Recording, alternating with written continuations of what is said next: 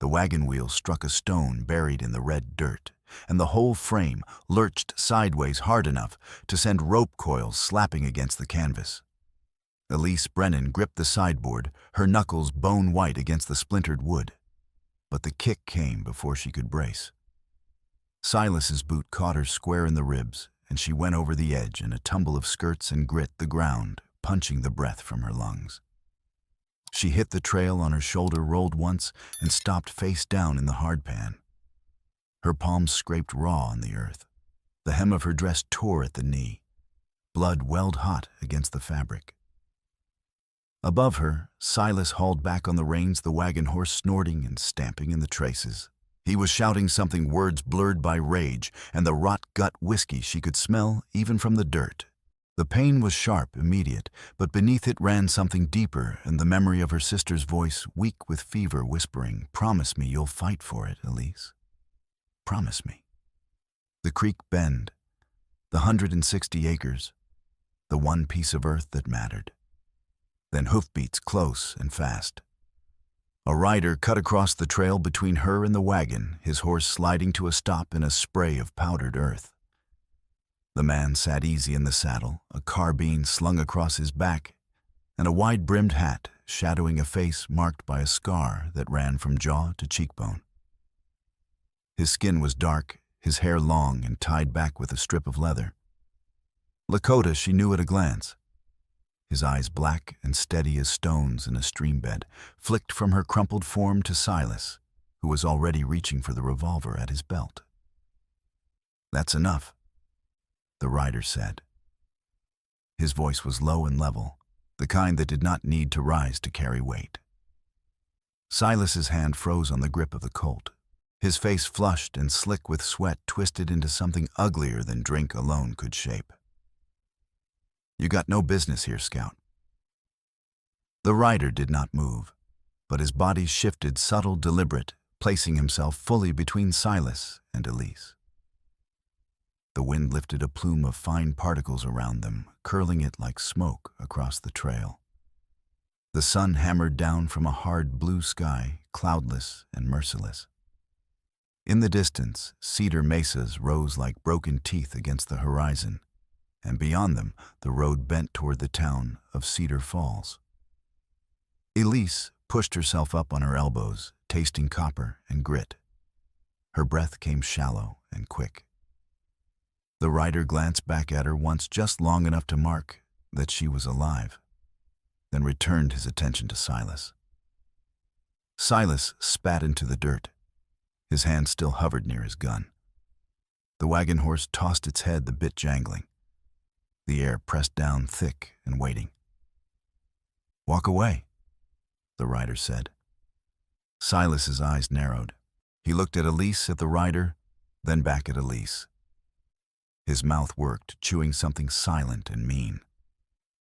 For a heartbeat, Elise saw something flicker across his face, hesitation, maybe even regret, but it vanished as quickly as it came. Then he yanked the reins hard to the right, wheeling the wagon in a spray of gravel and stones. "This ain't done," he snarled over his shoulder. "Sheriff's gonna set things right in town." He cracked the whip, and the wagon lurched forward, wheels grinding down the trail toward Cedar Falls. The sound faded into the hum of wind and the creak of sage. The rider dismounted in one smooth motion. He looped the reins over his saddle horn and walked toward Elise, his boots crunching softly in the dirt. He crouched a few paces away, giving her space, his hands visible and empty. Up close, she could see the details of his face, the scar that puckered the skin along his jaw, the lines at the corners of his eyes from squinting into too many suns, the calm in his expression that spoke of a man who had seen worse and lived. "Can you stand?" he asked. Elise nodded, though her knee throbbed and her ribs screamed. She pushed herself upright, one hand braced against the ground. The rider watched her carefully, his gaze tracking the blood soaking through her torn hem and the scrapes on her palms, the way her left wrist trembled when she put weight on it. He reached for his canteen, unscrewed the cap with deft fingers, and held it out. "Slow," he said. She took it with both hands. The water was warm and tasted of tin, but it washed the grit from her mouth. She drank 3 careful swallows and then handed it back. Their fingers did not touch, but she felt the steadiness in the way he held the canteen, the way he did not rush her. "Thank you," she said. Her voice came out hoarse, raw. He nodded once. "You hurt bad. I'll live." She tried to stand, but her knee buckled. The rider caught her elbow, steadying her without crowding. His grip was firm but gentle, the calluses on his palm rough against her skin. He studied her for another moment, then stood and turned to scan the trail. His eyes traced the wagon ruts heading toward town, the scuff marks in the dirt where she had fallen, the single set of small boot prints leading away from the wagon before the scuffle. He took it all in without speaking, the way a man reads a map written in earth and stone. "That man your husband?" he asked. "No," Elise said quickly. Too quickly. She forced herself to slow down, to breathe through the pain. "He claims to be. It's a lie." The rider looked back at her. His expression did not change, but something in his eyes sharpened like a blade catching light. "Claims to be." Elise drew a breath, wincing as her ribs protested. "He works for Big Ben Rourke. Ben's trying to fence the creek, bend my land. My sister's land." The words caught in her throat, and for a moment she saw her sister's face, pale and wasted, the fever burning through her like wildfire. "Silas wants the deed. He says he married her, says that makes him the heir. But it's a forgery. When I wouldn't give him the papers, he—" She gestured at the blood on her dress, the bruises already darkening on her forearms. The rider was silent for a beat. Then he said, "You going to the sheriff?" Elise laughed, a bitter, brittle sound that scraped her throat. "Sheriff Kelleher's in Big Ben's pocket. He'll side with Silas before I finish talking. Probably sign the fake marriage papers himself." The rider's jaw tightened, a muscle jumping beneath the skin. He looked toward Cedar Falls again, squinting into the distance where heat shimmered off the trail. The mesas wavered like a mirage. "Don't need the sheriff," he said finally, "but you might need a doctor." He offered his hand. Elise hesitated, then took it. His grip was warm and callous, the skin rough from work and weather and things she could only guess at. He pulled her up gently, steadying her when her knee buckled. She caught herself against his shoulder, her fingers brushing the worn fabric of his shirt. For a moment they stood too close, her breath hitching his hand, still holding hers. She could smell sweat and leather and something else, wood smoke maybe, or sage. Then he let go and stepped back, giving her room. "Name's Nayati," he said. "Scout for the stage line. Elise Brennan." He nodded as if filing the name away. "Wind River Ford's half a mile that way. Then we walk to Cedar Falls. You can make it." She straightened, ignoring the pain that lanced through her knee. "I can make it." Nayati retrieved his horse and walked beside her, leading the animal by the reins. The sun beat down, relentless. The wind carried the smell of sage and heated stone. Behind them, the trail stretched empty and red, the wagon long gone. Ahead, Cedar Falls waited, a promise or a threat. She could not yet tell. The walk to Wind River took an hour. Elise limped, favoring her left knee, but she did not complain. Nayati kept pace beside her, his eyes sweeping the horizon every few minutes, checking the ridgelines, the gullies, the places where trouble might hide. He did not press her with questions, and she was grateful for the silence. The pain in her ribs had settled into a dull, constant ache, and her wrist throbbed where she had caught herself in the fall. But the fear, sharp and jagged when Silas's boot had connected, was beginning to ebb, replaced by something colder and more deliberate. Anger. Determination. They reached the ford as the sun tilted toward afternoon. The river ran shallow here, cutting a lazy path through the red earth and the water clear enough to see the stones on the bottom. Willows leaned over the banks, their leaves whispering in the breeze, casting dappled shadows on the water. Nayati let his horse drink, then refilled his canteen with slow, practiced movements. "You said Silas works for Big Ben Rourke," Nayati said, crouching by the water. He did not look at her, but she sensed the attention in his stillness. "What's the fight about?" Elise sat on a flat stone, easing the weight off her knee. She pressed her palms against her thighs, feeling the grit still embedded in the skin.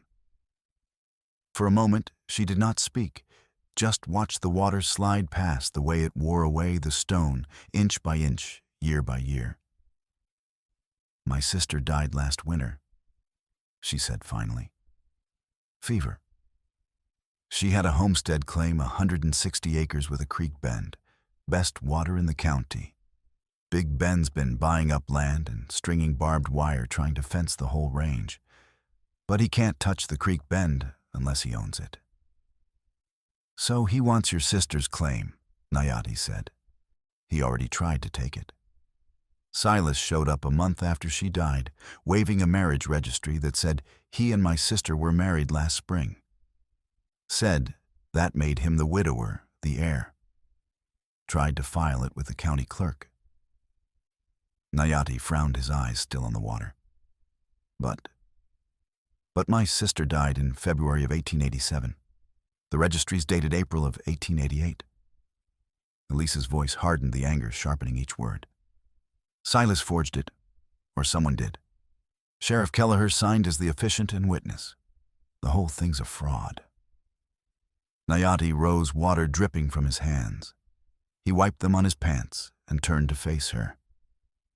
"You have proof?" Elise nodded slowly. She reached into the lining of her bodice, feeling the folded paper tucked against her ribs, warm from her skin. "I have the original deed. My sister signed it over to me before she died. She knew she wasn't going to make it, so she had a traveling notary witness it." Her voice wavered, but she pushed through.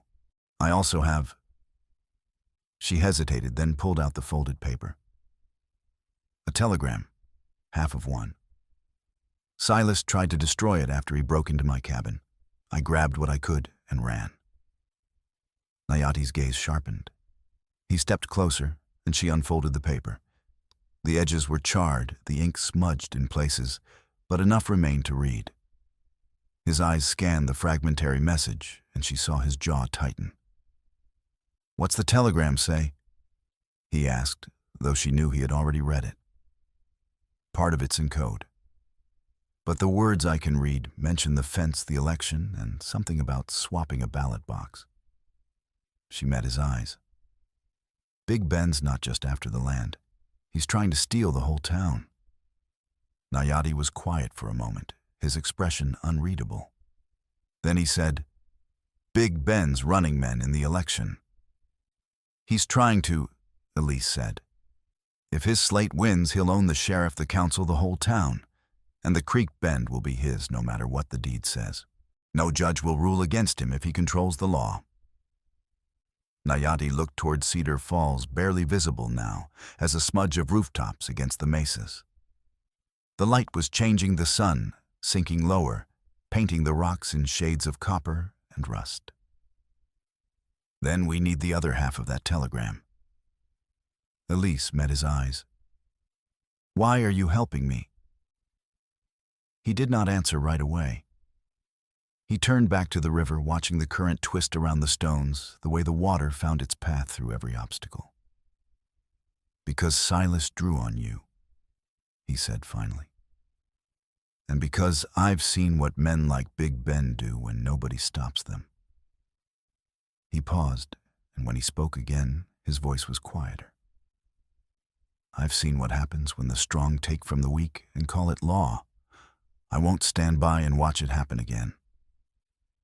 There was weight in his words, a history she did not know, but could feel pressing against the edges of his speech. It was not a grand declaration. It was not a promise. But it was enough. They crossed the ford as the light began to soften. The water was cold, reaching to her knees, the current tugging at her skirts. Nayati waded ahead, leading his horse, and Elise followed, stepping carefully on the slick stones. When she stumbled, his hand shot out, steadying her at the elbow. The touch was brief, but it left a warmth that lingered. Cedar Falls came into view piece by piece, the general store with its crooked sign and the livery stable, the church steeple rising above a cluster of clapboard houses. Smoke drifted from a chimney. A dog barked somewhere in the distance. The town looked peaceful, almost sleepy, but Elise knew better. Beneath the surface currents ran deep and dangerous. Nayati led Elise to the far end of Main Street, where a narrow building leaned against a cottonwood. A painted sign hung above the door, Dr. Wilbur Ames, physician. Nayati tied his horse to the post and held the door open. The interior was dim and smelled of carbolic and old wood.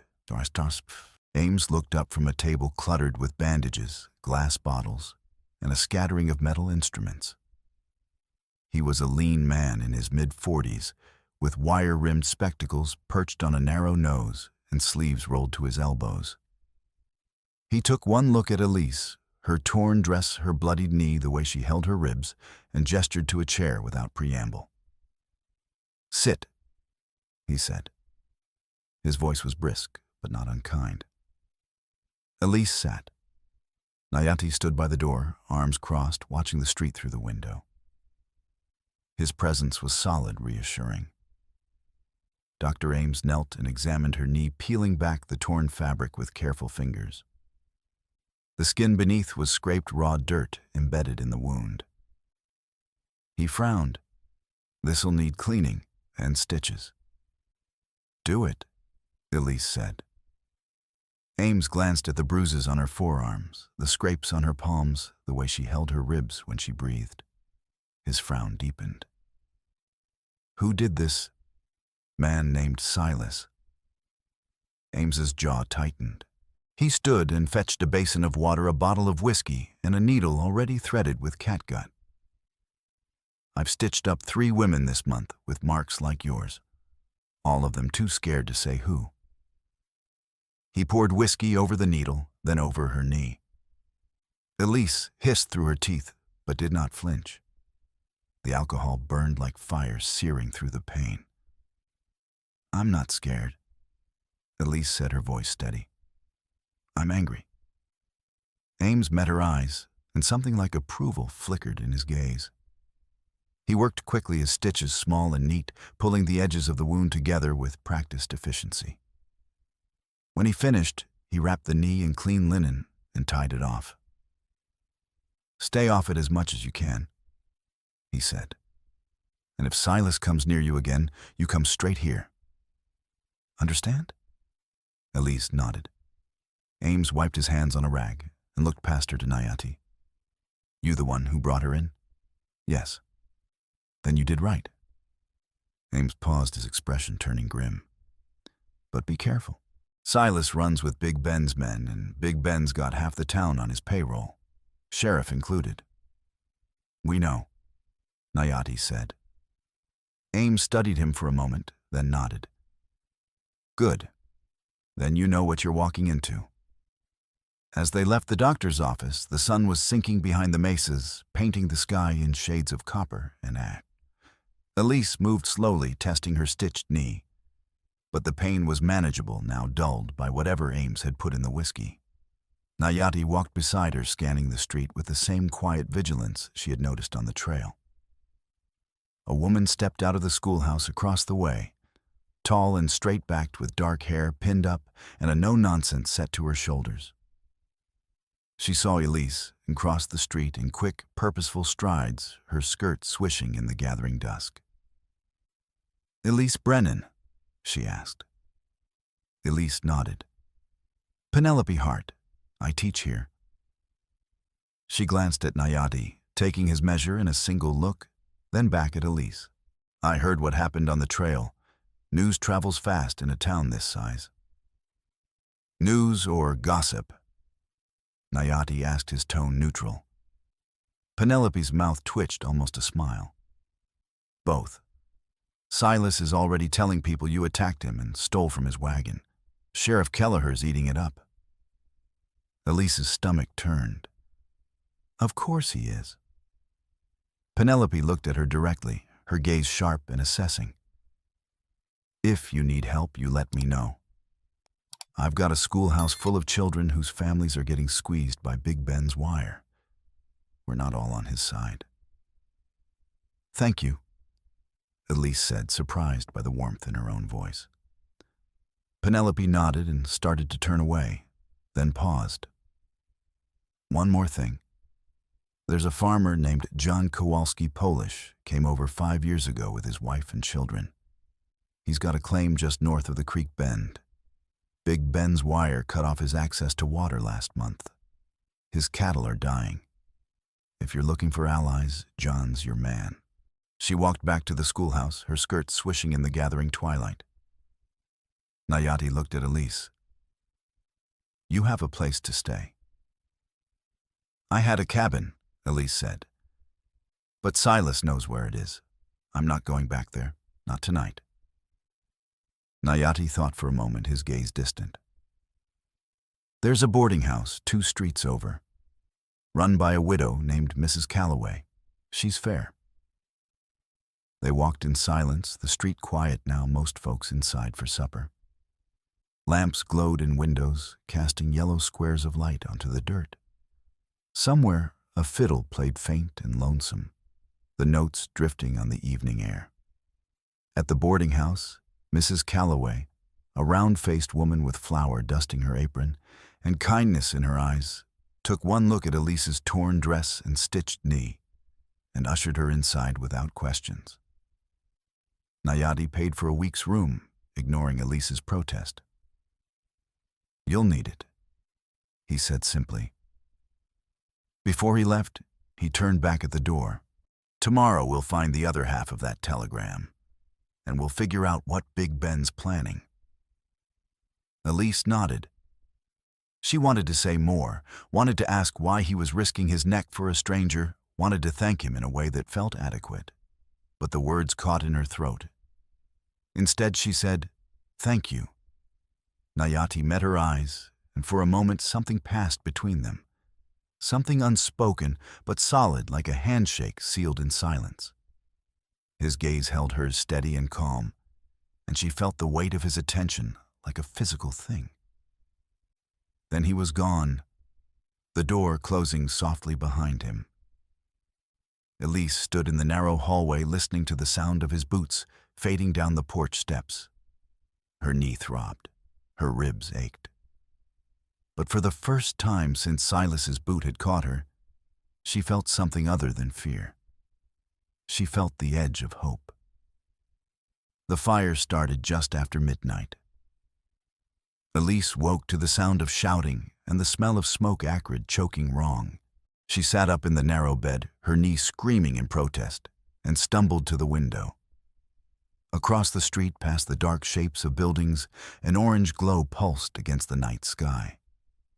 Flames licked upward, casting wild shadows that danced on the walls. The shouts grew louder, men yelling a horse, screaming the sharp crack of burning wood. She yanked on her boots, ignoring the pain, and ran. By the time she reached the barn at the edge of town, a crowd had gathered.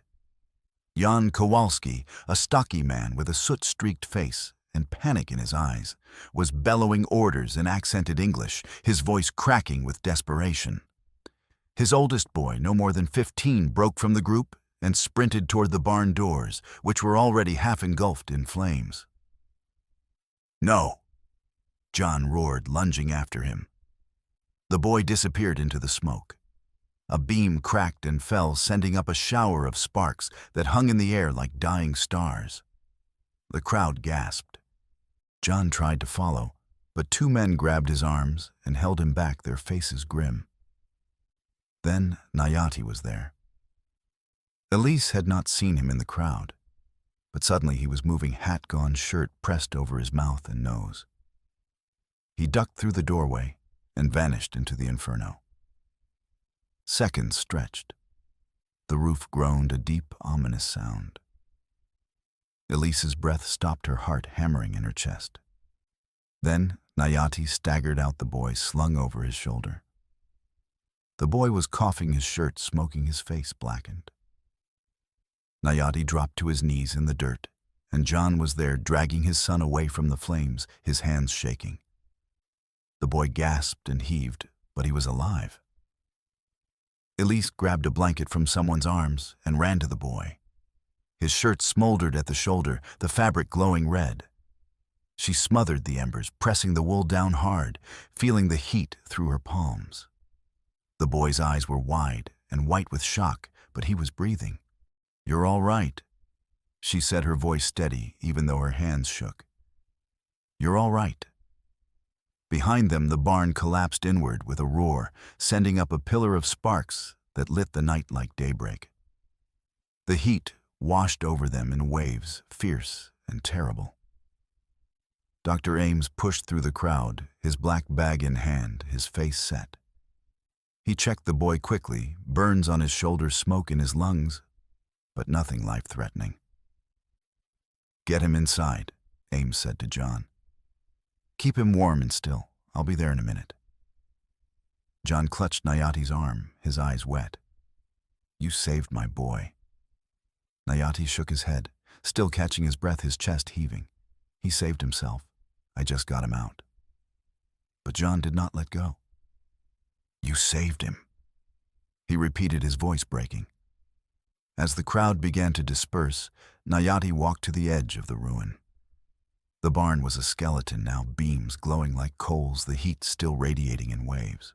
He crouched and picked something from the dirt, a small metal can dented and blackened by soot.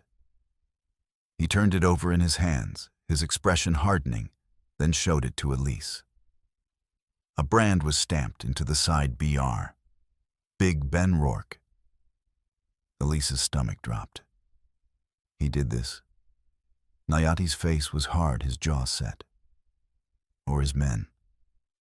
Penelope Hart appeared from the shadows, her shawl pulled tight around her shoulders, her face pale. "Sheriff's men were patrolling the North Road when the fire started," she said quietly, her voice tight with anger. "Convenient, don't you think?" "Very," Nayati said. He pocketed the oil can, his movements deliberate. He stood and looked at Elise, then at Penelope. "We need to talk. Somewhere private." They ended up in Dr. Ames's office, the four of them, Elise, Nayati, Penelope, and the doctor. Ames locked the door and pulled the curtains, shutting out the night. A single lamp burned on the table, casting long shadows. Elise reached into her bodice lining, wincing as the movement pulled at her stitches. She drew out the folded papers, her sister's deed, and the torn scrap of telegram. The deed was creased and worn, the ink faded but legible. The telegram was harder to read, its edges charred, some words lost to fire. Nayati unfolded the telegram carefully, his fingers gentle on the fragile paper. The message was fragmented, some words clear, others lost. But enough remained. Fence Creek Bend election ballot. "It's in code," Penelope said, leaning closer, her eyes narrowing. "Partly," Nayati agreed. "But the words that aren't coded tell enough. Big Ben's planning something with the ballot box, and it's tied to the fence and the creek bend." Elise touched the deed, her fingers tracing her sister's signature, small and neat. The ink faded, but still clear. She remembered the day her sister had signed it, her hands shaking with fever, her eyes bright with urgency. "Promise me, Elise. Promise me you'll fight." Silas wanted these destroyed. Elise said, her voice tight. "He said if I didn't hand them over, he'd make sure I never got the chance to file them. That's when he..." She stopped, her throat tightening. "That's when he pushed you." Nayati finished, his voice gentle. She nodded, unable to speak. Dr. Ames folded his arms, his expression grim. If Silas is Big Ben's man, and the sheriff's on Big Ben's payroll, then filing that deed won't mean anything. They'll just tear it up or claim it's a forgery. Not if we have the rest of the telegram, Nayati said.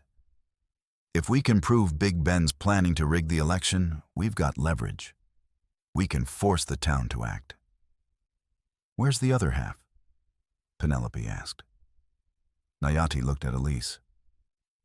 Where did Silas get the first piece? The telegraph office, Elise said. Rattler's End, about 10 miles south. The operator there, Kensington, he's the one who sent it. I saw Silas burn half the message when I ran. I grabbed this piece from the ashes. Nayati stood his decision made. Then we go to Rattler's End. Not tonight, Ames said firmly. You'll get yourselves killed stumbling around in the dark with Big Ben's men looking for you. Wait until morning. But Nayati shook his head. If Silas knows Elise is alive and talking, he'll send men to Kensington to cover his tracks. We don't have time to wait. Elise pushed herself up from the chair, her knee protesting. Then we go now. Penelope looked at her concern clear in her eyes. You're hurt. I can ride, Elise said, her voice firm. And I'm not sitting here while Big Ben burns this town down around us. Nayati met her eyes, and something passed between them, an understanding, a shared determination, a recognition of kindred stubbornness. He nodded once. We'll need a horse for you. I've got a mare, Penelope said. She's steady. Dr. Ames sighed and went to his desk. He pulled out a small revolver, a nickel-plated piece with a worn grip, and handed it to Elise. Do you know how to use this? Elise took the gun. It was lighter than she expected, the grip worn smooth by someone else's hands. Point and pull. Close enough. Ames set his mouth twitching in what might have been a smile. But for the love of mercy, don't shoot unless you have to. And aim for the body, not the head. Nayati checked his carbine, working the lever to ensure it was loaded, and then looked at Penelope. Hide the deed in the telegram piece. Don't tell anyone where. Penelope nodded. Under the primers in the school. No one looks there.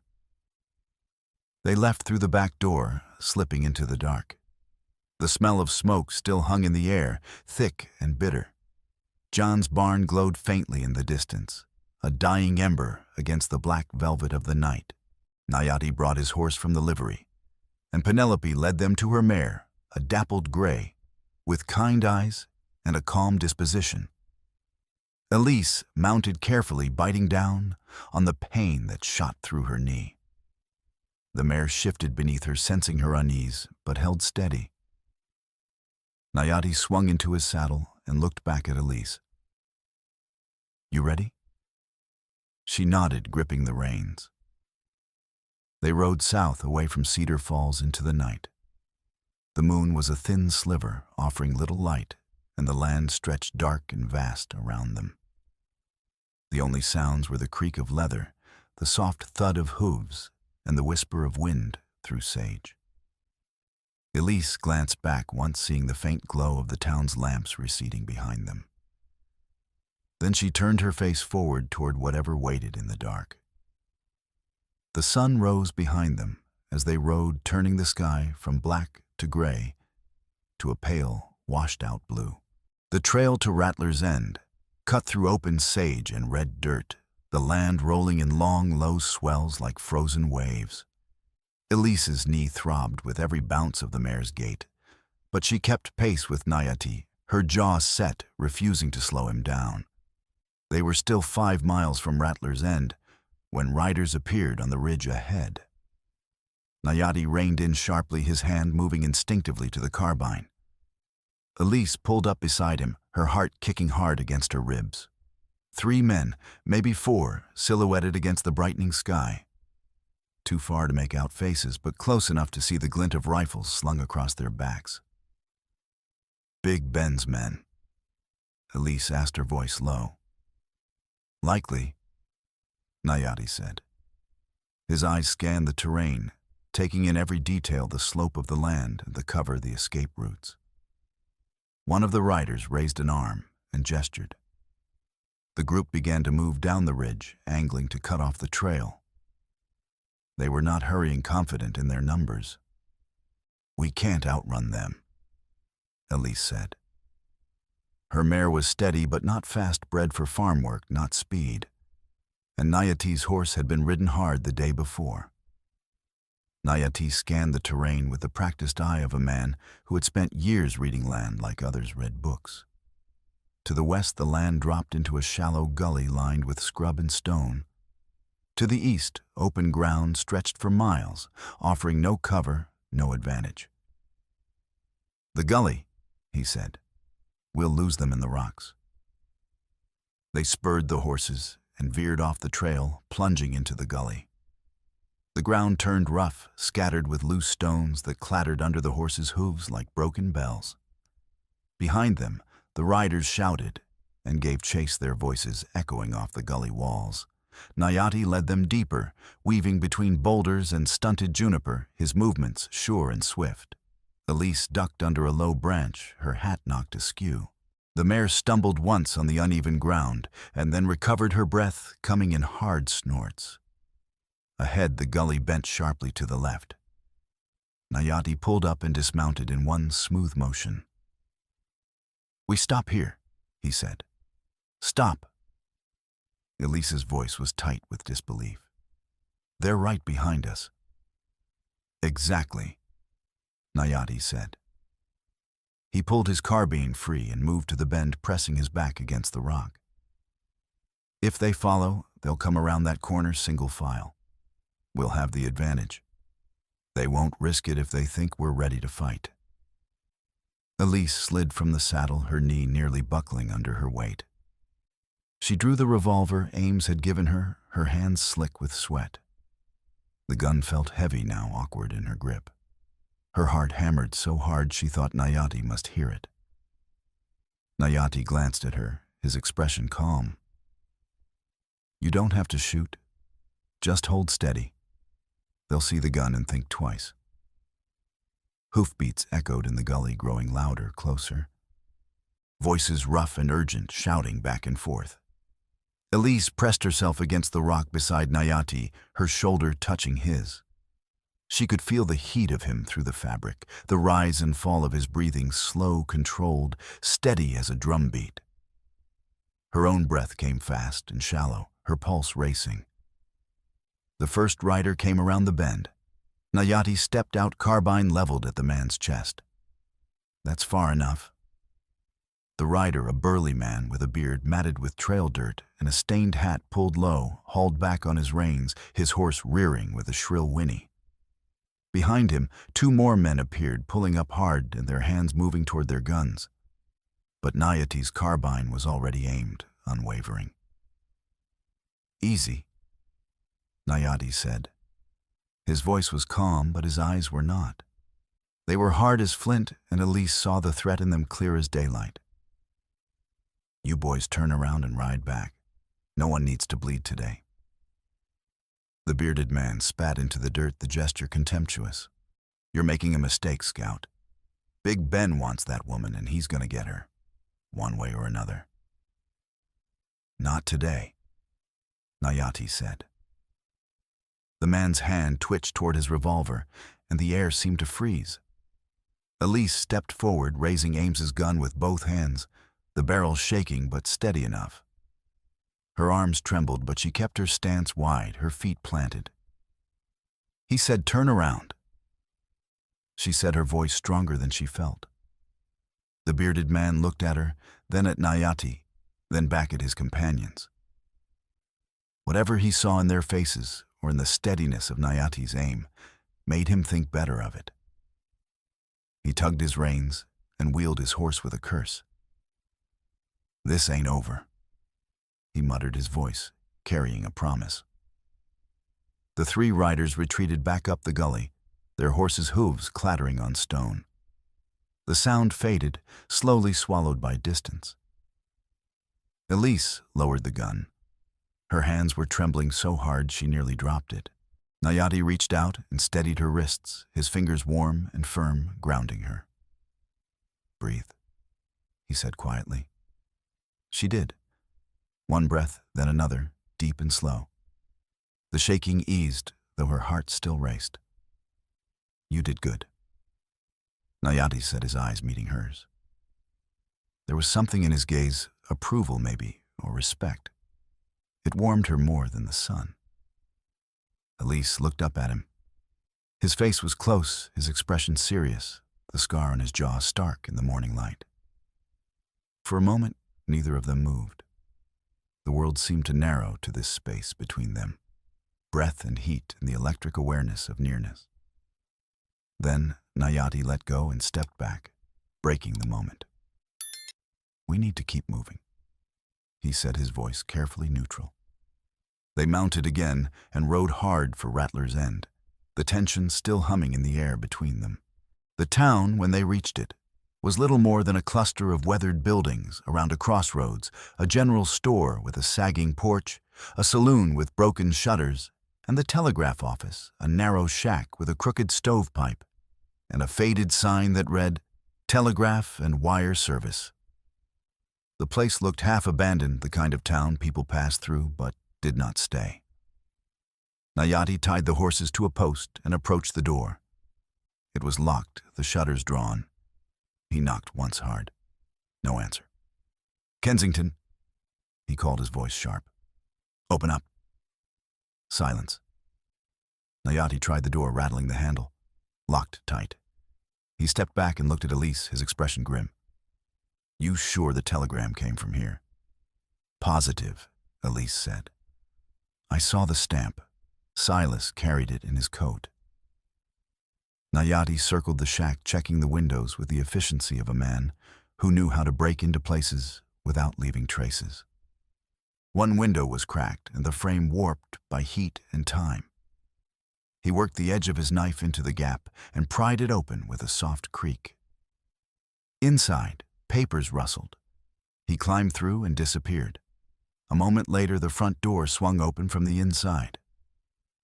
"Come on," he said. The interior was cramped and dim, cluttered with wire spools, ledgers stacked haphazardly, and ink-stained pads scattered across every surface. A telegraph key sat on a narrow desk, its brass contacts dull with tarnish. The air smelled of old paper and machine oil. Nayati moved to the desk and began rifling through the papers with quick, methodical movements. Elise checked the shelves, her fingers brushing over stacks of old messages and receipts yellowed with age. Nothing matched the code from her scrap. Then her eye caught something, a metal waste tin by the desk, half hidden in shadow. She crouched and pulled it closer, ignoring the protest from her knee. Inside, among the crumpled pages and ash, was a scrap of paper with the same coded slashes as the piece she carried. Her breath caught. She held it up. "Nayati." He turned, his eyes narrowing when he saw the scrap. He took it from her and compared it to the piece she had brought. The codes aligned the edges, matching like pieces of a puzzle. "That's part of it," Elise said, her voice hushed. "But where's the rest?" A sound behind them, boot steps, heavy and fast stumbling. They both turned as the back door burst open, slamming against the wall. A thin man in shirt sleeves stumbled in his face, pale and slick with sweat, his eyes wide with panic. "Kensington." He froze when he saw them, his mouth falling open. Then he bolted. Nayati lunged, but Kensington was already through the door, sprinting for the cinder yard behind the shack. Nayati gave chase, his boots pounding the floor. Elise followed the revolver, heavy in her hand. Kensington made it 10 yards before Nayati tackled him into the dirt. The two men grappled, rolling in the cinders, Kensington throwing wild punches that glanced off Nayati's shoulder. Nayati pinned him with practiced efficiency, one knee on his chest, breathing hard. Elise ran up and pressed the revolver to Kensington's ribs with both hands, her arms shaking, but her voice steady.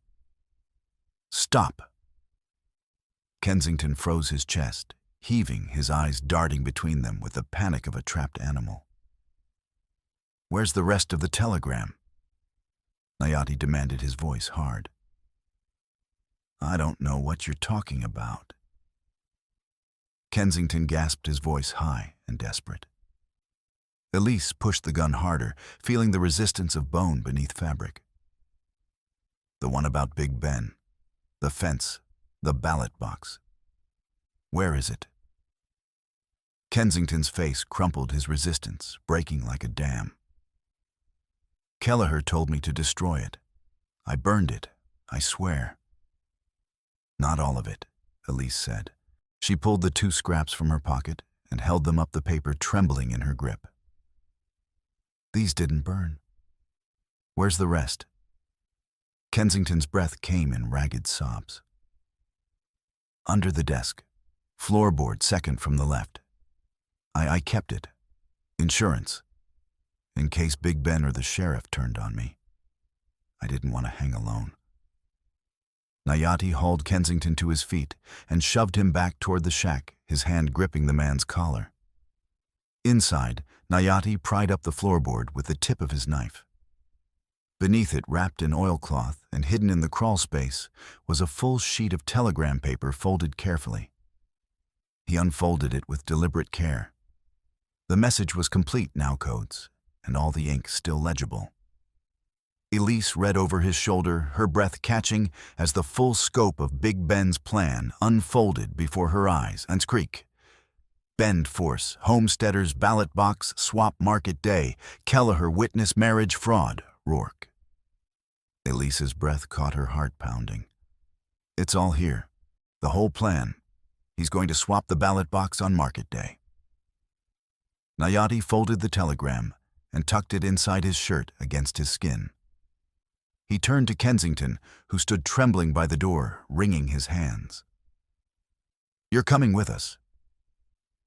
"I can't." Kensington stammered, his voice breaking. "If Big Ben finds out I kept that, if he knows I talked..." "He already knows you kept this." Nayati said, his tone flat. "You're a dead man either way. But if you testify, you might live long enough to see him hang. Your choice." Kensington looked between them, his face ashen, his hands shaking. Then he nodded just once, the movement jerky and desperate. They rode back toward Cedar Falls as the sun climbed higher, Kensington on Nayati's horse behind him, clutching the saddle like a drowning man clings to driftwood. The telegram pressed against Nayati's chest, solid and damning. Elise rode beside them, her eyes scanning the horizon, watching for trouble. But halfway back, she glanced over her shoulder and saw a rising plume of dirt on the horizon growing larger. Riders. Coming fast. "Nayati," she said, her voice tight. He followed her gaze, his expression hardening. "They're not stopping this time." The riders closed in fast, 5 of them, maybe 6, their horses stretched into a dead run, hooves pounding the earth like war drums. Dirt billowed behind them in a brown cloud, thick enough to choke on. Nayati spurred his horse forward, Kensington clinging to his back with a white-knuckled grip. Elise leaned low over her mare's neck, urging her on, but the animal was already breathing hard, foam flecking her mouth. "The river!" Nayati shouted over the thunder of hooves. "If we can make the willows, we've got cover." They veered off the trail, cutting across open ground toward Wind River. The land dipped and rolled sage, whipping past in a blur. Behind them, the riders gained ground, close enough now that Elise could hear their shouts, rough, eager hunting. A shot cracked high and wild, but close enough to make her flinch, the sound sharp as a whip crack. The river came into view, a brown ribbon, cutting through the red earth, the water running higher than before, swollen with runoff. Willows clustered along the bank, their branches trailing in the current like long fingers. Nayati plunged down the slope, his horse sliding in the loose dirt, half controlled, half falling. Elise followed her mare, half skidding, half leaping, rocks scattering under her hooves. They hit the water in a splash, cold and shocking. The current tugged at the horse's legs, swift and strong, the water reaching to Elise's knees. Nayati turned upstream, guiding his mount into the shallows beneath the willows, where the branches formed a natural screen. Elise followed branches, slapping her face, her dress soaking through the cold, biting through the fabric. The riders reached the bank and pulled up their horses, snorting and stamping. Voices called out low and tense, searching. Nayati reined in beneath a tangle of roots and driftwood, pressing close to the bank. Elise pulled up beside him, her mare snorting and tossing her head, anxious. Kensington was white-faced and shaking his breathing ragged. "Stay down," Nayati whispered, his voice barely audible over the rush of water. Above them on the bank, the riders spread out. Hooves crunched on gravel. Voices called out, searching, questioning. Elise held her breath, her heart hammering so loud she was certain they would hear it. Her shoulder pressed against Nayati's, the current swirling around her legs, cold and relentless. She could feel his hand steady on his carbine, his breathing slow and controlled, a deliberate counterpoint to her racing pulse. A rider moved along the bank, his horse's shadow falling across the water like a dark omen. The animal paused, head lowering to drink. The rider scanned the river, looking downstream, then back upstream. Elise's lungs burned. The cold water numbed her legs. The rider called something to the others, his voice carrying over the water, words indistinct. Then finally, they turned and rode on, following the trail south, convinced their quarry had crossed, and kept running. Nayati waited until the sound of hoofbeats faded, completely swallowed by distance. Then he exhaled a slow, controlled breath. He looked at Elise, water dripping from his hat brim. "You all right?" She nodded, though her hands were numb from gripping the reins, and her whole body shook with cold and adrenaline. "That was close. Too close." Nayati agreed. He turned to Kensington, whose teeth were chattering. "You still with us?" Kensington nodded weakly, unable to speak. They waded upstream, staying in the shallows, to hide their tracks, the water tugging at their legs with insistent fingers. The current was stronger here, the river taking yesterday's rain and mountain snow in a fast, cold surge. Nayati led his horse sure-footed on the slick stones. Elise followed her mare, more cautious, picking her way carefully. They stayed in the water for half a mile before Nayati judged it safe to climb out. The bank was steep, tangled with roots and loose earth. The horses scrambled up, hooves, slipping, muscles straining. At the top they paused, catching their breath, water streaming from their clothes and saddles. Nayati looked back the way they had come, his eyes scanning for pursuit. Seeing none, he turned his horse toward Cedar Falls. "Let's move. We need to get Kensington somewhere safe before Big Ben realizes he's gone." They rode hard, the sun climbing higher, the heat building. Elise's dress clung to her, wet and heavy, but she ignored the discomfort, focused only on keeping pace. By the time they reached Cedar Falls, it was mid-afternoon. The town was quiet, people indoors to escape the heat. They rode straight to Dr. Ames's office, dismounting quickly. Ames took one look at them, soaked, exhausted, pursued, and ushered them inside without a word. "What happened?" he asked, locking the door behind them.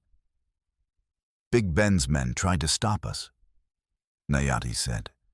He pulled the telegram from inside his shirt, damp but intact, and handed it to Ames. "But we got this." Ames read it, his face darkening with each line.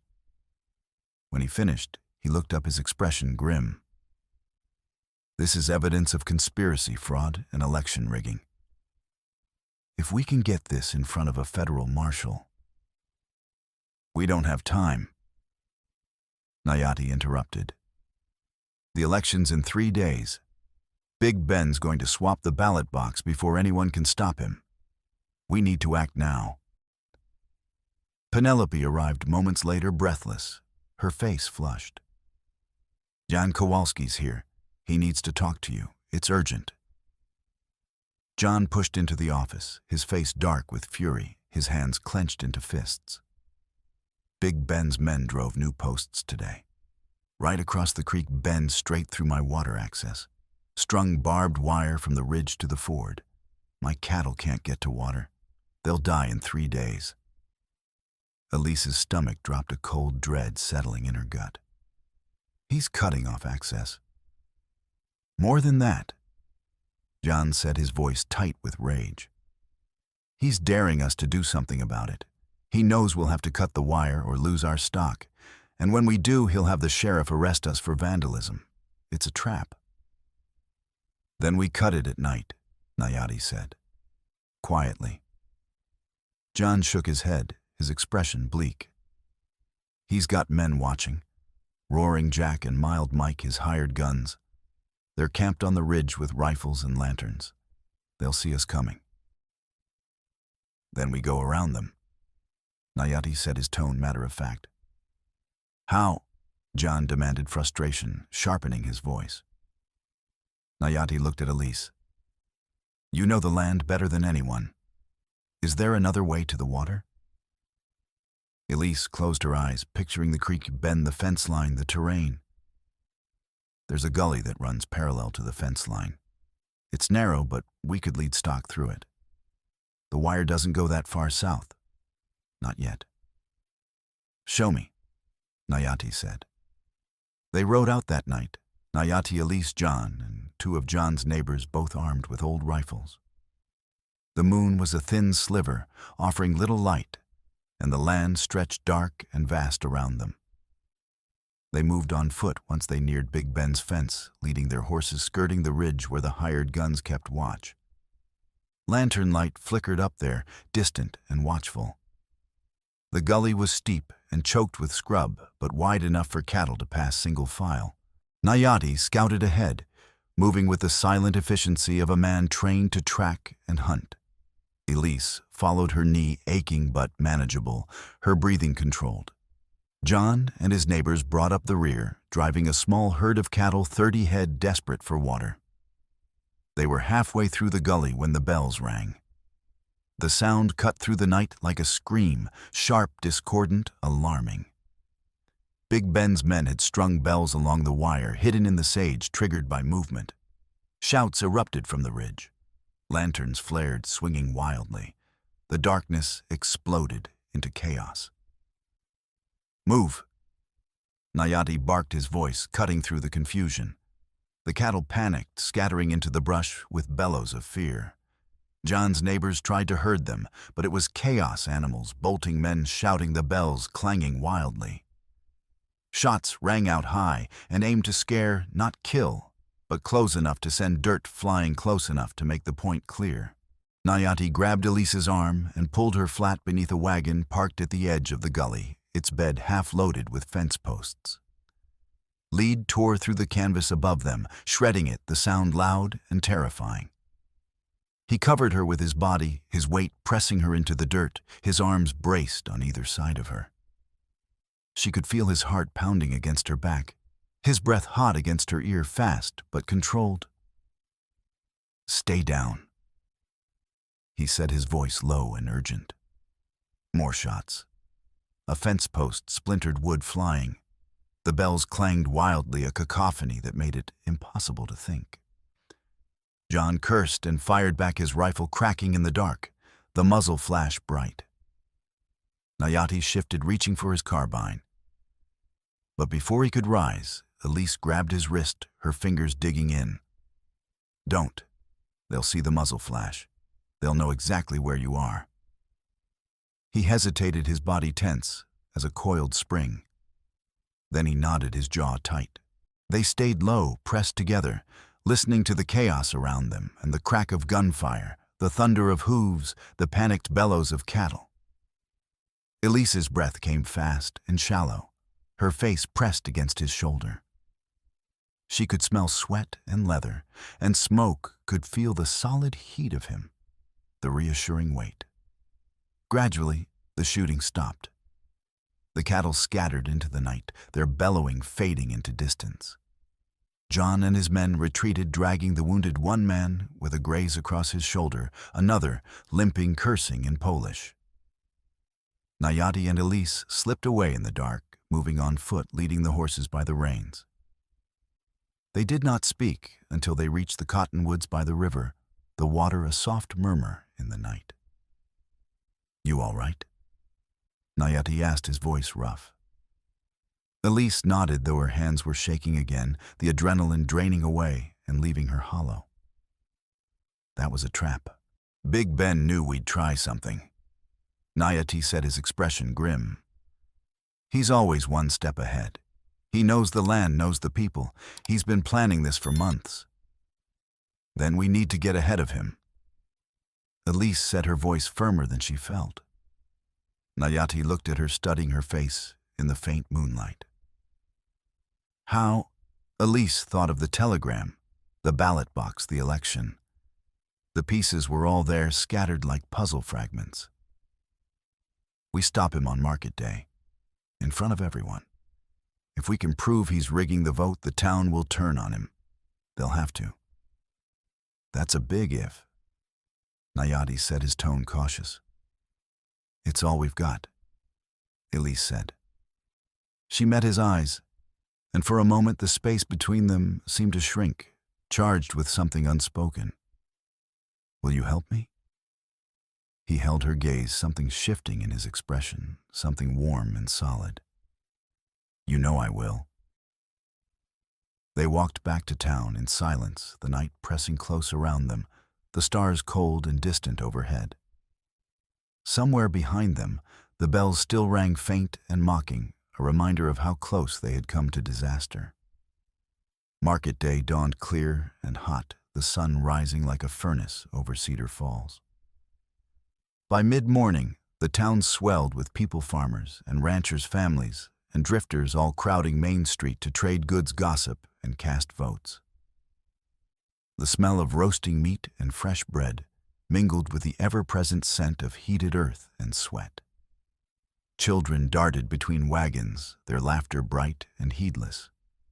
Dogs barked, chasing scraps. In the center of it all, the ballot box sat on a table outside the meeting hall, guarded by Sheriff Kelleher and 2 of his deputies. The sheriff stood with his arms crossed, his face impassive, his star glinting in the sun like a badge of authority no one dared question. Elise watched from across the street, standing beside Nayati and Penelope, in the shade of the general store's awning.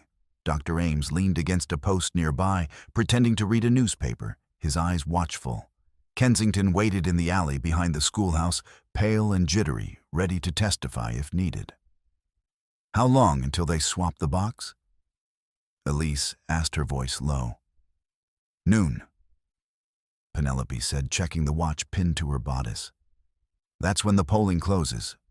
Big Ben's men will create a distraction, and Kelleher will switch it out. We have to stop him before then. Or expose him after, Nayati said quietly. His eyes tracked the sheriff's every movement. Penelope reached into her satchel and pulled out a bound ledger, its cover worn and stained. She had stolen it 2 days ago, slipping into the sheriff's office while he was out. Her hands shaking with fear, but steady with purpose. I found this in Kelleher's desk, she said quietly. I had to borrow it. Elise took the ledger, her hands trembling slightly. It was a poll list, but every name was already filled in signatures in a single hand, neat and uniform, too perfect to be real. She flipped through the pages, her breath catching as the scope of the fraud became clear. These are all dead, she said, her voice tight with anger. Or gone. Miners from the old camps, men who left years ago. Kelleher's been filling out ballots ahead of time. Penelope said, her voice bitter. All votes for Big Ben's slate. He's planning to dump the real votes and count these instead. The election's already decided. Elise turned another page, her heart sinking with each fraudulent name. Then she stopped, her blood running cold, her hands freezing on the paper. At the bottom of the list was a marriage registry. It bore her sister's name, Catherine Brennan, and Silas's name beside it. The date was April 1888. The efficient sheriff Samuel Kelleher, his signature bold and flourishing. But her sister had died in February 1887, more than a year before the registry was dated. "It's a fake," Elise whispered, her voice barely audible. "Kelleher forged the whole thing. He signed it himself." Penelope nodded, her face pale. "He signed as the officiant and witness. If anyone questioned it, they'd have to accuse the sheriff of fraud. And who's going to do that in a town where he controls the law?" Elise's hands trembled, anger and grief warring in her chest.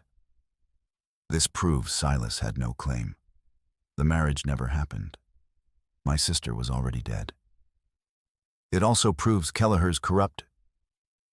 Nayati said, his voice hard. "If we show this to the town, a crash cut him off. Glass shattered across the street, the sound sharp and violent.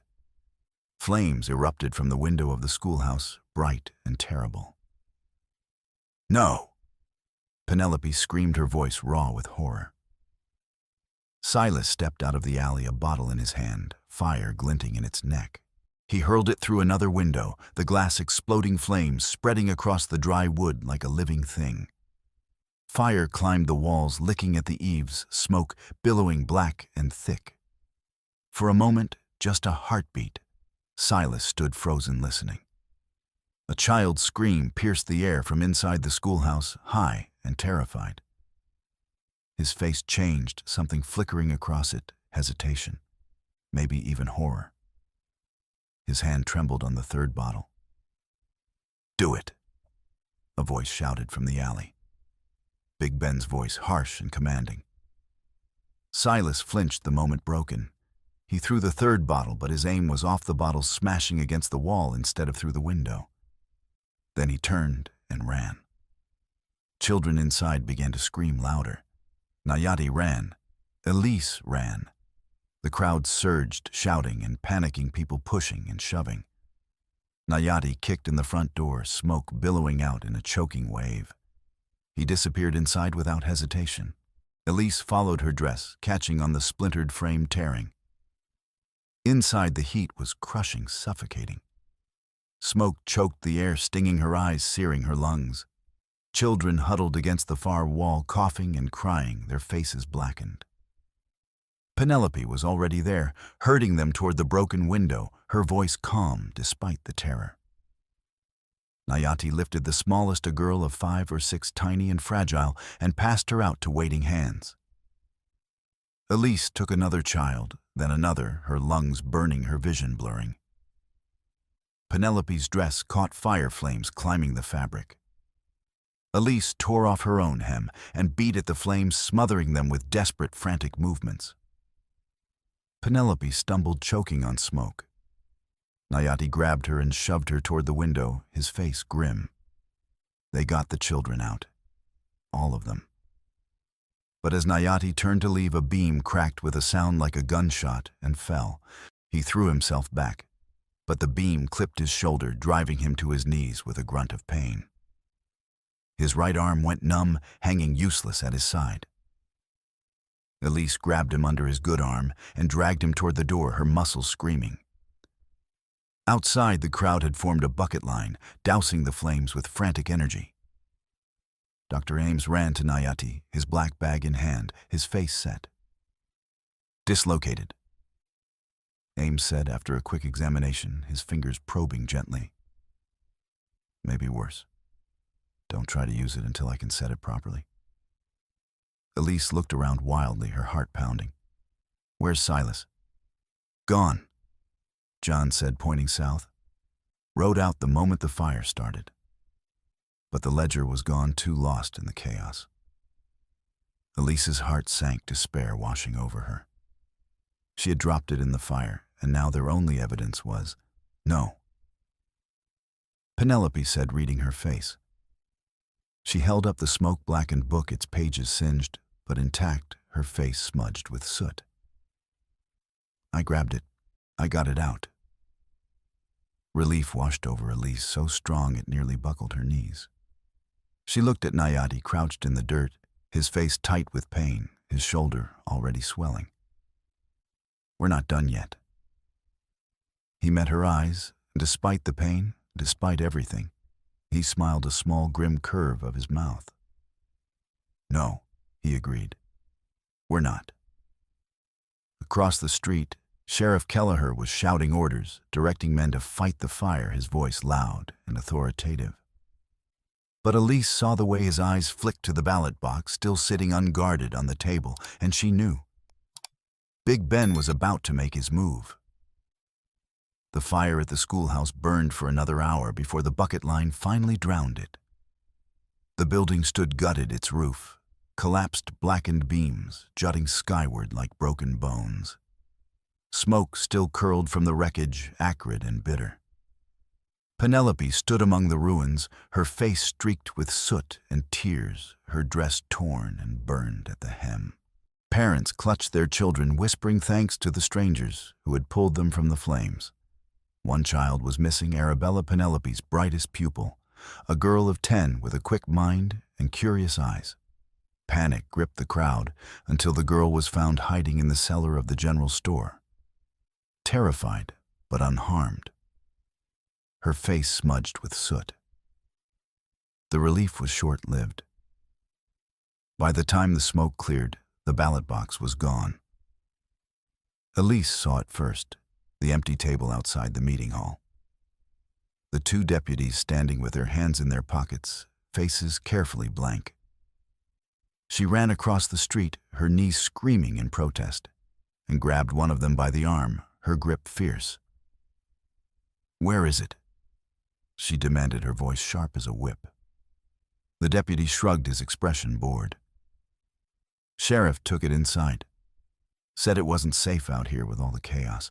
Just protecting the vote, ma'am." "Liar," Elise spat. She pushed past him and into the hall, her heart pounding. Inside, Sheriff Kelleher stood at a back table, his hands moving quickly over a plain wooden crate, transferring something. The ballot box, the real one, with its brass lock and official seal, sat on the floor beside him, half hidden under a cloth. "Stop!" Elise shouted, her voice echoing in the empty hall. Kelleher turned his hand, dropping instinctively to his revolver. "You've got no business here, Miss Brennan." "You're swapping the box," Elise said, stepping forward. "I can see it right there." Kelleher's face hardened, his eyes cold. "You're hysterical. The fire's got you seeing things. You need to leave before I arrest you for interfering with an election." Nayati appeared in the doorway, his right arm bound tight against his chest in a makeshift sling fashioned from a torn shirt. Dr. Ames had taped his shoulder, but the pain was written across his face in lines of tension. He stepped forward, his left hand resting on the butt of his revolver. "Step away from the box, Sheriff." Kelleher laughed, a cold, dry sound that held no humor. "You're in no shape to fight Scout, and you've got no authority here. You're just a hired hand for the stage line." "Maybe not," Nayati said, his voice steady. "But she does." Penelope stepped in behind him, the ledger in her hands, her expression fierce. She opened it and held it up for the room to see, turning it so the light fell on the pages. "This is a poll list. Every name on it is fraudulent. Dead miners. Men who left years ago, all signed in the same hand, yours, Sheriff." Kelleher's face went white, then red, flushing with anger. "Where did you get that?" "From your desk," Penelope said, her voice unwavering. "Where you left it after you filled it out." A crowd had gathered at the door, Jan, Dr. Ames, Big Red the blacksmith, and a dozen others drawn by the commotion. They pushed inside, filling the room with their presence, their anger a palpable thing. "That's a lie," Kelleher said, his voice rising. "She stole that. She's a thief. You can't trust anything she says." "Then let's check the ballots," John said, stepping forward. He pointed at the crate on the table with a thick, calloused finger. "If she's lying, those ballots will show real signatures, real votes. If she's telling the truth..." "You're not touching that box," Kelleher snapped. He drew his revolver and aimed it at John, the barrel steady.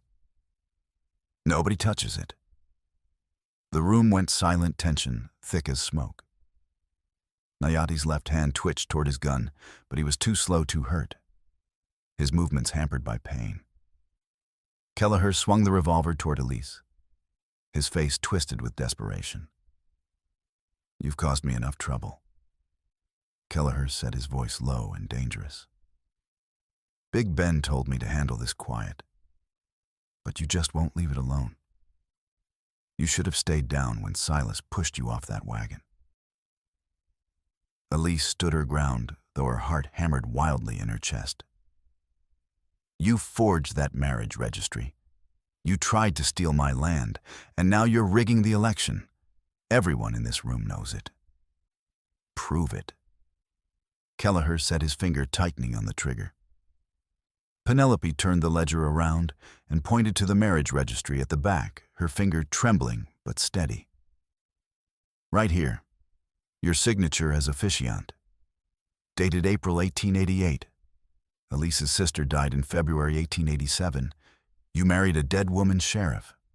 How do you explain that?" A murmur ran through the crowd, growing louder, angry. Kelleher's hand shook, but he kept the gun leveled, his jaw set. "That's enough," Nayati said. He stepped forward, putting himself between Kelleher and Elise, his body a shield. "You shoot her, you'll hang. And every man in this room will make sure of it. There's no way out, Kelleher. Put the gun down." Kelleher's eyes darted around the room, taking in the hostile faces, the closed ranks.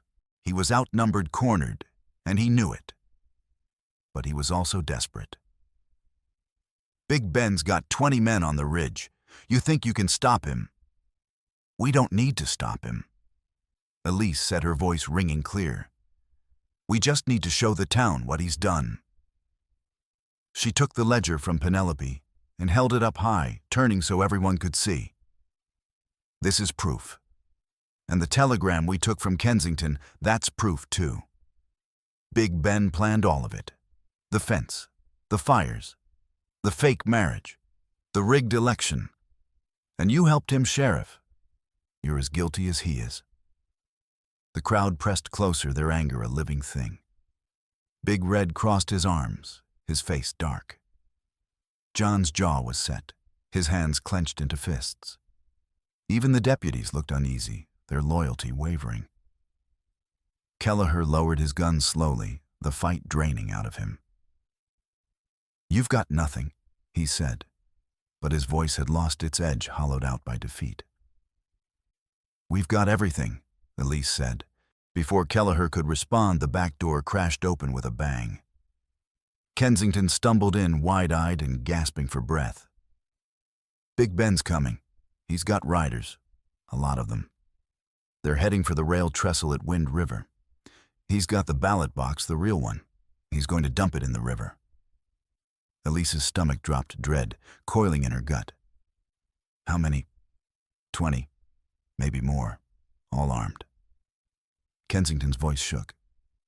Nayati looked at Elise, his expression grim. "He must have taken it during the fire, while we were distracted saving the children. Then we go after him." Elise said, her voice fierce. "You can't," Dr. Ames protested. "You're hurt, both of you. You'll get yourselves killed." "Doesn't matter," Nayati said, his tone brooking no argument.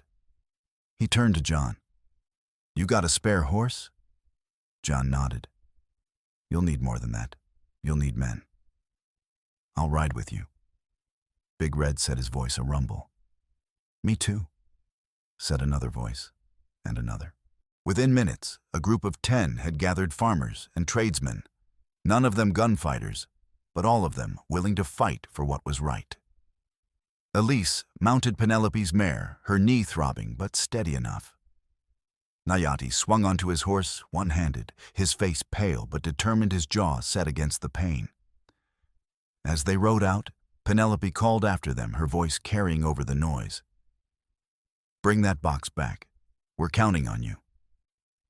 The rail trestle at Wind River rose black against the afternoon sky, its wooden beams creaking in the wind like the bones of some ancient beast. Below the river ran fast and brown, swollen with runoff from the mesas and the mountains beyond. The water churned over rocks, white foam hissing in the current, dangerous and deep.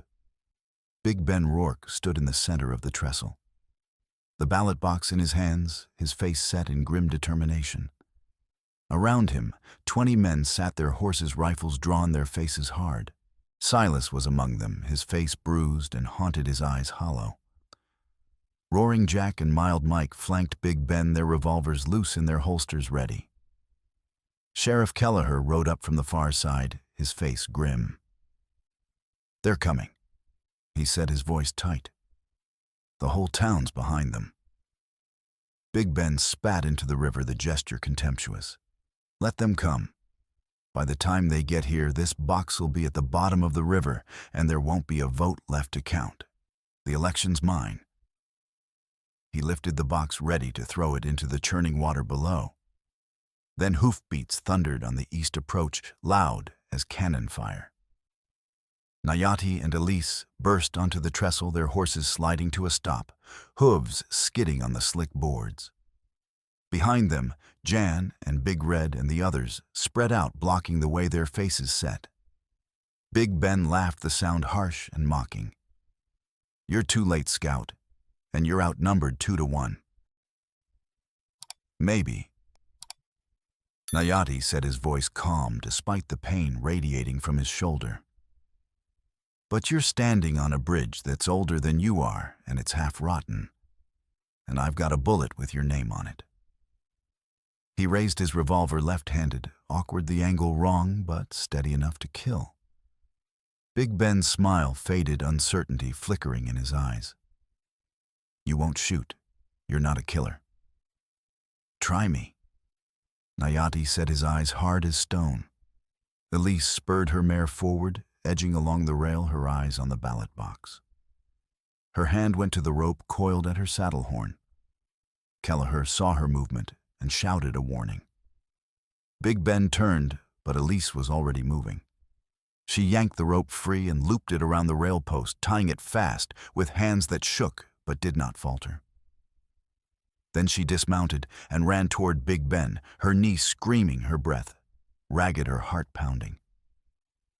Big Ben swung the box like a club, aiming for her head. Elise ducked, felt the wind of its passage, grabbed the edge of the box, and pulled with all her strength. They struggled, feet slipping on the oily, preservative-soaked timbers, the river roaring below them like a hungry beast. Nayati fired once, deliberately aiming for the trestle brace to Big Ben's left. The bullet struck the weakened wood with a crack, like thunder splintering it. The beam groaned, the whole structure shuddering, tilting slightly. Big Ben stumbled back, his grip loosening as he fought for balance. Kelleher spurred forward, drawing his shotgun, his face twisted with rage. "Enough! You're all going to—" Silas moved, then not toward Elise, but toward Kelleher. He grabbed the sheriff's coat, yanking him off balance with sudden, desperate strength. "No more fires!" Silas said, his voice low and hard, something breaking inside him. The image of those children screaming in the schoolhouse, the sound of that little girl's terror, it had stayed with him, burrowing into whatever conscience he had left. "No more innocent people getting hurt. I'm done." Kelleher twisted, shoving Silas away with a curse. But the rail was slick, the boards old and rotten. Kelleher's boot slipped on a patch of tar. He windmilled arms, flailing the shotgun falling from his hands and clattering on the boards. Silas grabbed for him, trying to pull him back, but the weight pulled them both over their bodies, tangling. They fell together, Kelleher's scream cut short by the impact with the water. Silas hit the rocks below with a sickening crack that echoed up from the gorge. He surfaced once, his face turned toward the trestle, his eyes finding Elise through the pain and the blood. "Tell the truth." He gasped, each word a struggle. His last act of defiance, his final redemption. Then the current took him. and he was gone, swept downstream, lost in the white foam and the churning brown water. Elise stood frozen, the ballot box clutched to her chest, her breath coming in ragged gasps. The trestle groaned beneath her feet, the damaged brace creaking ominously. Big Ben's men sat their horses uncertain. Without Kelleher, without Silas, some of the certainty had gone out of them. But they were still 20 men with rifles, and Big Ben still stood defiant. Nayati saw it, the hesitation, the fear, the calculation in their eyes. He aimed his revolver carefully left-handed and fired again. This time the bullet struck the same weakened brace dead center. The wood exploded in a shower of splinters. The entire trestle shuddered violently, tilting to one side, beams groaning like a dying animal. Next shot drops this whole bridge into the river. Nayati shouted, his voice carrying over the roar of water. And anyone still on it goes down with it. The horses panicked, sidling and snorting. The men looked at each other, then at the tilting bridge, then at the angry crowd of townspeople blocking the far end. They were hired guns, not martyrs. One by one they began to back their horses away, retreating from the unstable structure. "Stand your ground," Big Ben roared, but his voice cracked with desperation. "For what?" one of the riders called back. "You ain't paying us enough to drown." They turned and fled, riding hard for the hills, leaving Big Ben alone on the tilting, groaning trestle. Big Ben's face twisted with fury and defeat. He looked at Elise, at the ballot box in her arms, at Nayati with his smoking revolver. Then the fight drained out of him, his shoulders slumping. He turned and walked off the trestle with heavy steps, defeated. John and the others moved to block him, forming a wall of bodies. "You're not going anywhere." John set his voice hard. "You're going to answer for what you've done." Big Ben did not fight. He just stood there, beaten, his empire crumbling around him. Elise looked down at the river where Silas had disappeared. She felt no triumph, no satisfaction, only exhaustion and the weight of too many losses. But beneath it, a flicker of something else, hope maybe, or the beginning of healing. Nayati touched her arm gently, his fingers warm. "Let's go home." She nodded, clutching the ballot box and the ledger to her chest. They walked off the trestle together, the ballot box safe, the truth secured. Behind them, the damaged bridge groaned in the wind, a testament to how close they had come to losing everything. The town council met in Dr. Ames's office 2 days later. The ballot box sat on the table, its seal still intact, a symbol of what they had fought for. Penelope read the poll list aloud, name by name, her voice steady, while a clerk from Wind River checked the registry, cross-referencing each signature. Of the 200 ballots cast, more than half were fraudulent names of the dead, the absent, the never real. Kensington testified under oath, his voice shaking, but clear, describing the telegram, the coded orders, the plan to swap the boxes. Dr. Ames testified to the injuries on Elise's body, the marks consistent with assault and violence. John described the fence line, the cut-off water, the fires that had destroyed his barn and nearly killed his son. And Elise showed the deed her sister's signature witnessed and dated, proving her claim to the creek bend beyond any doubt. Big Ben Rourke was indicted on fraud, arson, conspiracy, and election tampering. Some of his men turned on him, offering testimony in exchange for leniency, their loyalty bought with the promise of lighter sentences. Others fled, disappearing into the vast, empty country. Within a week, Big Ben was in a cell awaiting trial, his power broken. The election was rerun, this time with guards on both sides of the street, and a neutral counter brought in from Wind River to ensure fairness. Dr. Ames was elected to the council on a pledge to serve everyone, no matter which side of the wire they lived on, no matter their wealth or status. Penelope's school was rebuilt with rough-cut pine donated by John and his neighbors, a new slate board purchased with funds collected from the town.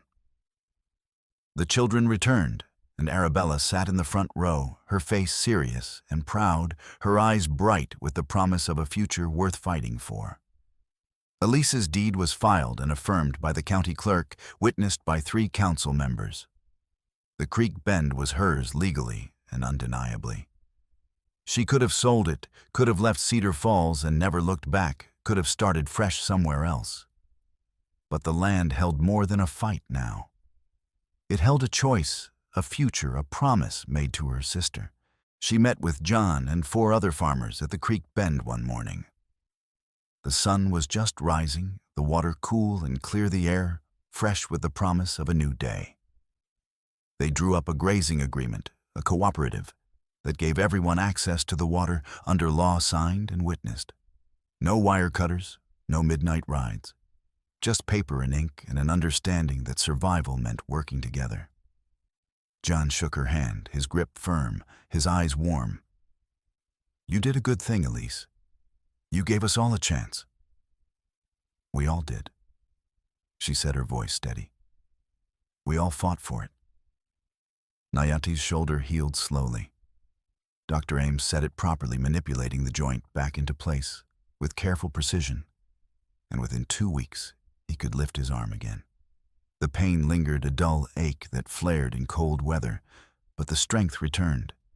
He went back to work for the stage-line scouting trails and guarding shipments, his reputation enhanced by what he had done at the trestle.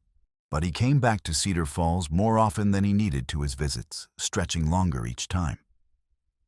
One morning, he found Elise by the creek, teaching herself to shoot. She had bought a small repeating rifle from Big Red, paying for it with money saved from selling a portion of her land to the grazing cooperative. She was practicing on tin cans lined up on a fence post, her stance improving, but still wrong. Nayati dismounted and walked over his boots, crunching on the gravel. "You're leaning too far back. Puts you off balance." Elise lowered the rifle, a smile tugging at her lips. "Then show me." He stepped behind her, his hands guiding hers into position, right hand on the grip, left hand under the barrel feet, planted shoulder-width apart. His breath was warm against her ear, his presence solid and reassuring. "Steady," he said softly. "Breathe out, then squeeze. Don't jerk." She fired.